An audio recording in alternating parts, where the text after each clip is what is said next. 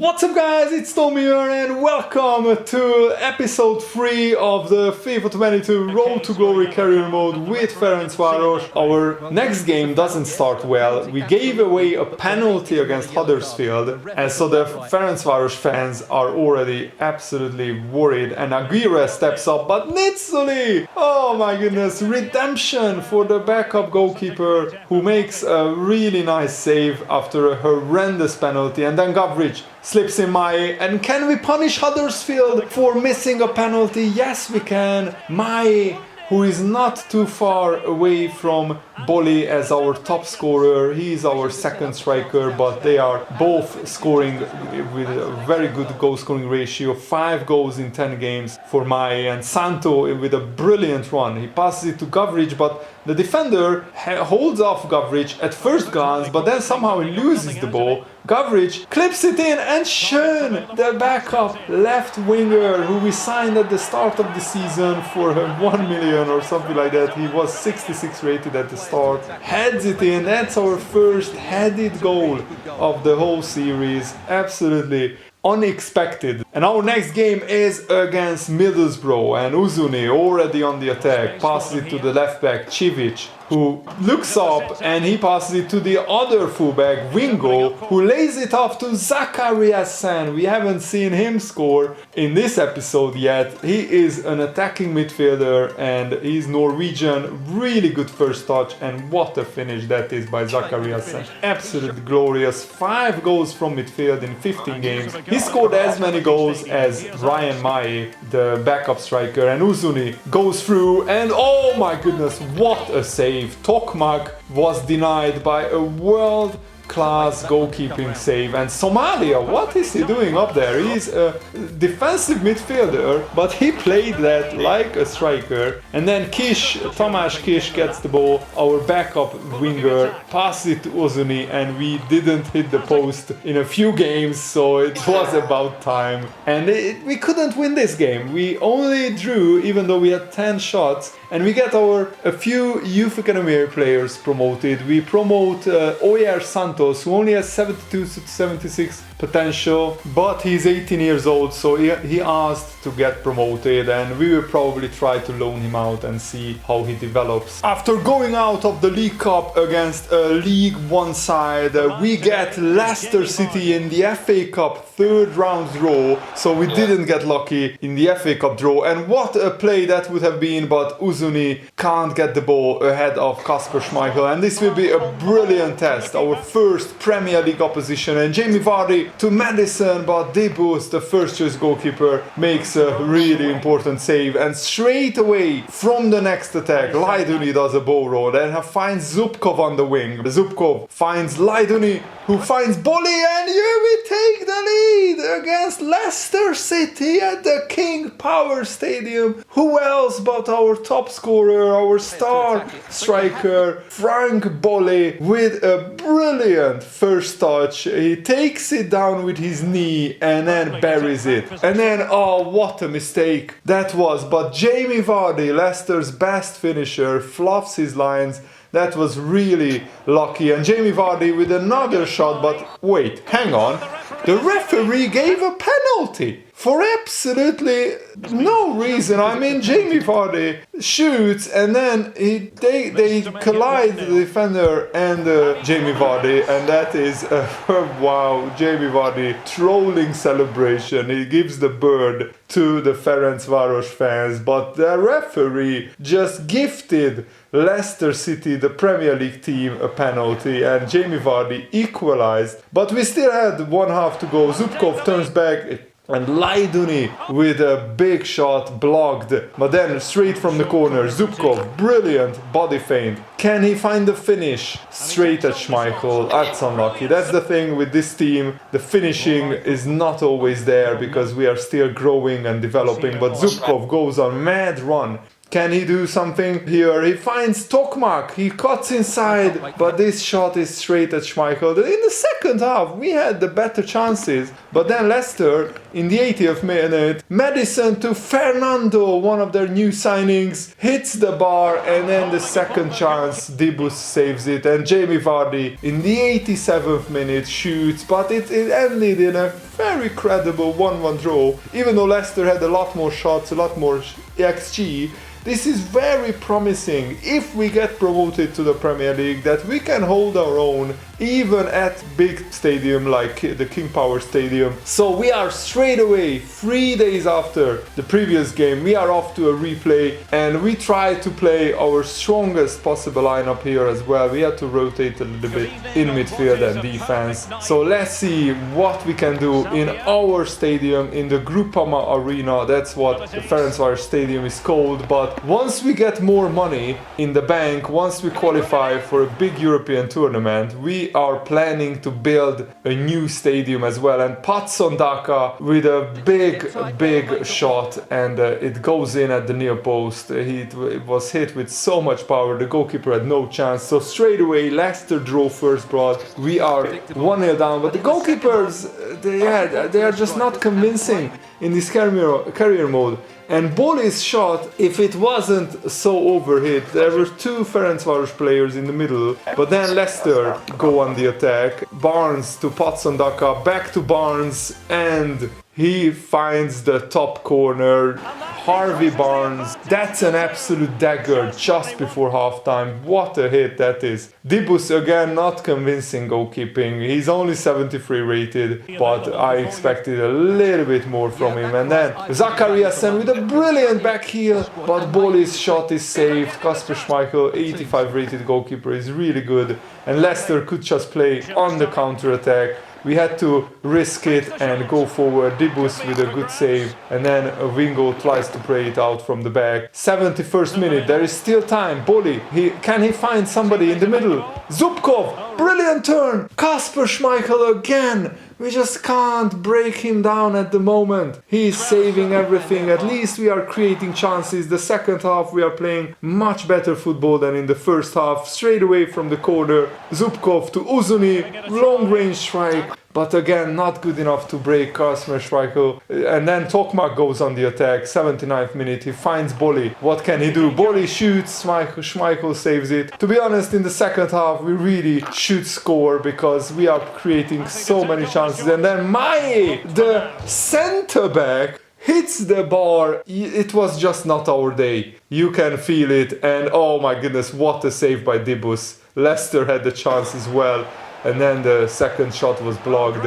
We tried everything in the second half, but we just couldn't score. To be fair, Leicester overall created the better and more chances. They were the better team. I mean, they are the better team. And we go out of the FA Cup in round 3. A pretty decent showing from us against Premier League opposition. We are at the halfway stage, second in the table, and we play Hull City next. And what a goal by Mae straight away. We start off with a banger. At the end of the previous episode, in case you haven't checked it out, make sure you do. We promoted a Youth Academy player, our first Youth Academy player, Oyer Santos, who is a Spanish. Originally he's a left back, but he trained up to be an attacking midfielder. And oh no, absolute disaster. Dibus, our first choice goalkeeper, who is 73 rated with an absolute howler. That's one of our weaknesses, I think, the goalkeeping position. We just can't seem to have good enough goalkeepers. So I think if we somehow manage to get promoted to the Premier League, we will look to sign a new goalkeeper, definitely. Ryan Mae borrows the defender, he passes it to Gavric, who with a little bit of burst of pace goes through, but of course he hits the post. That's so unlucky for Gavric. But then Ryan Mae scores the rebound and we are back in front. Gavric was so unlucky, even though he made a brilliant run, and Mae even had the composure to take a touch and then score. Mae and Gavric runs through. Can he finish this time? No. Unlucky. Gavric's finishing needs to improve, but he's still a really promising young player. And that's the thing with young players, you need to give them more time. And Santo, that's how you finish. Mae finds Santo and it's 3-1. We are 2 goals up against Hull City, and we just need to win the majority of our home games, and also away from home we will try to collect as many points as possible, but away from home it's usually more difficult. And Santos, the youth academy player who just got promoted, we just put him on for giggles and he scores on his debut! We were absolutely going crazy when this happened. Okay. Oyer Santos, our first youth academy player out of the academy, and that's actually a banger. It's unbelievable that Santos on his debut scores a delicious goal off the bar and in. I just love goals like that. And then Kish passes it to Shigeru, the defensive midfielder, bangs one in as well. So in two players score their first goal of the season. Shigeru is like third or fourth choice as a defensive midfielder. He scores his first goal of the season and Santos scores the first goal. And we had an expected goals of 8. Absolutely crazy. And Oyer Santos, he's 53 rated because he is still listed as a left back. And also I'm showing you this Kayarishvili because we decided to sell him in the January transfer window, and we also sold Vecei, as you could see. So Kayarishvili is 25 years old. He isn't improving that much, but also he was like 4th or 5th choice at our club, so it was better to cash in on him right now than to he just didn't play enough games, and he asked for more playing time. Also Vecei, similar to Kayarishvili, he's a defensive midfielder, 28 years old, just really not good enough even for the championship. He's like 69 rated, so we got 1.1 million for him, and this was added into the transfer budget. And we also managed to sell our third choice goalkeeper Varga, who is like 60 rated, only 22 years old, but not a good potential. And our next game is in the snow. I think this is our first game of the whole series in the snow. And oh my goodness, with a long range strike, I didn't change the ball to red because we didn't realize we were playing in the snow, but hopefully you guys can see still where the ball is going. Santo with a thumping finish, and we are already 1-0 up. We really hit big form recently after scoring 5 goals against Hull City. We actually, oh wow, Barnsley equalized. I think that goal is missing from this highlights reel, so sorry about that. This time Santo actually loses the ball, but it falls to Schön perfectly, the left winger running in, and he smashes it home. And that is a very important goal because we are already past the 80th minute, and that's the winner. It was a scrappy game in the snow, but we managed to grind this victory out, and we take the lead in the league table after 27 games. We are first, and we also put a little bit of gap between ourselves and Sheffield United. We have 4-point lead against them. Now Zubkov, oh my goodness, what a finish. But it's offside. Laiduni's pass was brilliant and Zubkov's finish was great as well, but it was offside. And Millwall was a tough team to play. We have to be careful, and Dibus almost punches the ball into his own net. I mean, that wasn't convincing goalkeeping. He is the leader of this team, he's the captain, but he's not a great goalkeeper. He's a decent goalkeeper, but only 73 rated. And we play Bristol City next. And this was also a very important game, because every time you don't win a game, you have to make sure, if you want to get promoted, to win the next one. As you can see, we are only in 3rd place. I guess we are playing on Sunday and the other games were on Saturday. And this is very unselfish from, I think, Uzuni. He passes it to Zubkov, and the Ukrainian right winger smashes it home, and then he has a fight with the corner flag. Don't ask why.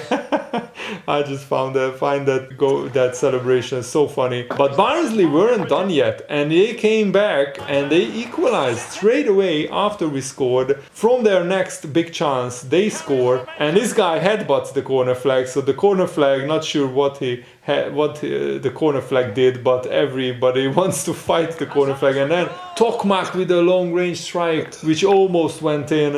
And then Bristol City with their next chance, they take the lead. Oh, that is heartbreaking. So we could slip out of the top 2 in the championship, and 3rd place only qualifies you for the playoffs. And that is a nerve-wracking adventure, the championship playoffs. It's a brutal league, the championship. Zacharias Sendo lays it it off, and Tokmak, my favorite player probably of this season, bangs one in, and he goes out to celebrate with the home fans. Absolutely smashing it. Lovely goal by Tokmak, and this was very important. We can't let Bristol City win this game, but then they do 2 back heels, and then that guy turned into prime Messi, and in the 82nd minute Bristol City take the lead again. This goal was absolutely out of this world. World class. 2 back heel assists or passes and a little shimmy, and Bristol weren't done yet.